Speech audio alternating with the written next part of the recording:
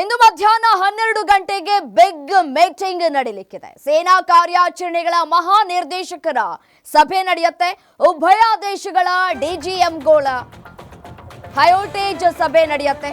ತೀವ್ರ ಕುತೂಹಲವನ್ನ ಕೂಡ ಮೂಡಿಸ್ತಾ ಇದೆ ಡಿಜಿಎಂ ಮೀಟಿಂಗ್.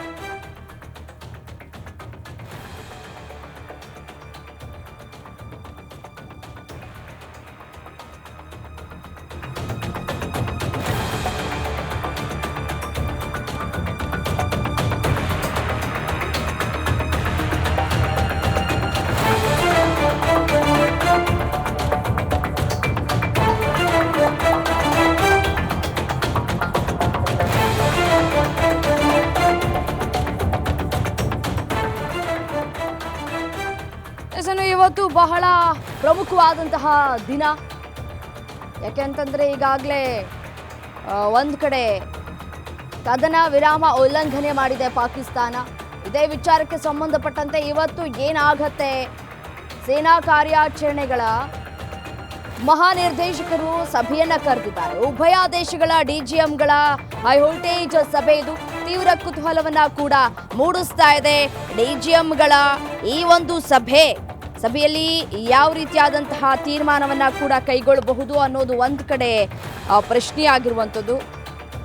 ಗತಾಯಗತಾಯವಾಗಿ ಹೇಗಾದರೂ ಮಾಡಿ ಈಗ ಪಾಕಿಸ್ತಾನಕ್ಕೆ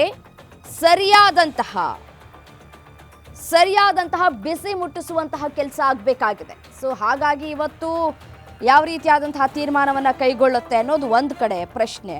ಮತ್ತೊಂದು ಕಡೆ ಈಗಾಗಲೇ ಭಾರತೀಯರು ಕೇಳ್ತಾ ಇರೋದು POKನ ನಮ್ಮ ವಶಕ್ಕೆ ತೆಗೆದುಕೊಳ್ಬೇಕು ಅಂತ ಹೇಳಿ ಭಾರತೀಯರು ಕಾತುರದಿಂದ ಕಾಯ್ತಾ ಇದ್ದಾರೆ. ಶತಾಯಗತಾಯವಾಗಿ ಈ ಬಾರಿ ಆದರೂ ನಮಗೆ POK ಸಿಗಬೇಕು.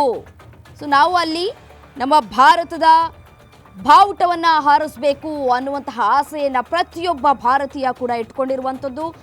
ಇನ್ನು ಇದೇ ವಿಚಾರಕ್ಕೆ ಸಂಬಂಧಪಟ್ಟಂತೆ ಮಹತ್ವದ ಸಭೆ ಕೂಡ ನಡೆಯುತ್ತೆ.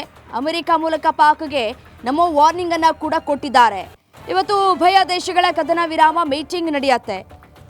ಮೀಟಿಂಗ್ ಅಲ್ಲಿ ಯಾವ ರೀತಿಯಾದಂತಹ ತೀರ್ಮಾನವನ್ನು ಕೈಗೊಳ್ಬಹುದು, ಯಾಕೆಂತಂದ್ರೆ ಅಮೆರಿಕದ ಅಧ್ಯಕ್ಷ ಡೊನಾಲ್ಡ್ ಟ್ರಂಪ್ ಅವರು ಕೂಡ ಕದನ ವಿರಾಮ ಈ ಕ್ಷಣದಿಂದಲೇ ಅನ್ನುವಂತಹ ಮಾತುಗಳನ್ನ ಆಡಿದ್ರು. ಬಟ್ ಆದರೆ ಅದನ್ನ ಉಲ್ಲಂಘನೆ ಮಾಡ್ತು. ಸೊ ಇದು ಒಂದು ಕಡೆ ಕೋಪಕ್ಕೂ ಕೂಡ ಕಾರಣ ಆಗಿದೆ. ಸೊ ಸೇನೆ ಮಾಡಿರೋದು